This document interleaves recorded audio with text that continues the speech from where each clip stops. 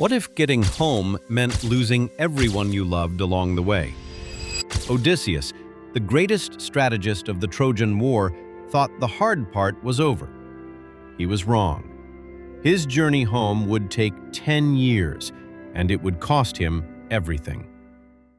It starts with a cave. A one-eyed giant named Polyphemus traps Odysseus and his crew inside, devouring his men alive. Odysseus hatches a plan. Get the Cyclops drunk, heat a massive wooden stake in the fire, and drive it through his eye. It works, but as they escape, Odysseus makes a fatal mistake. He shouts his name to the fleeing ship. The Cyclops calls to his father, Poseidon, god of the sea. "You will lose everyone," the god curses. "You will return home alone." From that moment, Poseidon becomes Odysseus's divine enemy. Every storm, every monster, every delay is the god's vengeance. The wind god Aeolus gives Odysseus a bag containing all the storm winds to ensure safe passage. They get so close to Ithaca that Odysseus can see the smoke from his palace. But while he sleeps, his crew opens the bag, thinking it's treasure. The winds explode outward, blowing them back across the sea. They were home, and then they weren't. Next comes Circe, a beautiful witch who turns his crew into pigs with an enchanted feast. Protected by a magical herb from Hermes, Odysseus resists her magic and becomes her lover. He stays for an entire year. But Circe tells him something chilling. To learn his fate, he must travel to the underworld itself. In the realm of the dead, Odysseus meets the blind prophet Tiresias. The prophecy is grim. Poseidon will torment you for blinding his son. You will return home, but only if you don't touch the sacred cattle of Helios. And when you reach Ithaca, you'll find chaos. Suitors devouring your wealth, trying to marry your wife. Odysseus also sees his mother's ghost. She died waiting for him to come home. He tries to embrace her, but his arms pass through empty air.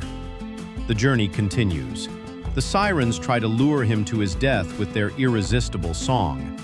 Odysseus has his crew plug their ears with beeswax and tie him to the mast. He hears their voices and screams to be released, nearly going mad with desire. But the ropes hold. Then comes the impossible choice. To continue home, Odysseus must sail through a narrow strait. On one side, Charybdis, a massive whirlpool that swallows entire ships, exposing the seabed with its vortex. On the other, Scylla, a six-headed serpent monster living in the cliff. He can lose everyone to the whirlpool or sacrifice 6 men to Scylla. Odysseus chooses pragmatism over hope. He watches as Scylla's 6 heads dart down and grab his 6 strongest warriors. They scream his name as they're pulled upward, arms and legs dangling helplessly. He hears their bones crunch, and he keeps sailing. The crew, starving and exhausted, lands on an island. Odysseus warns them. These are the sacred cattle of Helios, the sun god. Do not touch them. But while he sleeps, his men kill and eat the cattle. Zeus himself intervenes. A massive lightning bolt strikes the ship, shattering it into pieces. The entire crew drowns. Odysseus clings to wreckage, the sole survivor, drifting alone for 9 days. He washes ashore on Calypso's island. The beautiful nymph holds him captive for 7 years, offering him immortality if he stays. Odysseus refuses. He wants his mortal wife. Finally, Athena convinces Zeus to free him. But Poseidon isn't done. He sends one last storm, destroying Odysseus's raft. Nearly drowned, Odysseus washes ashore on the island of the Phaeacians. Princess Nausicaa finds him and brings him to her father's palace. They offer him a magical ship to finally reach Ithaca. 20 years after he left, Odysseus returns home. But his palace is overrun by 108 suitors, arrogant nobles trying to force Penelope to marry one of them. Athena disguises Odysseus as an old beggar. He reunites with his son Telemachus, now 20 years old. Together, they plot revenge. Penelope announces a contest. Whoever can string Odysseus's massive bow and shoot an arrow through 12 axe heads can marry her. Only Odysseus ever accomplished this impossible feat. The suitors try and fail miserably. Then the old beggar asks to try. They mock him. He steps forward, effortlessly strings the bow, and shoots a perfect arrow through all 12 axe heads.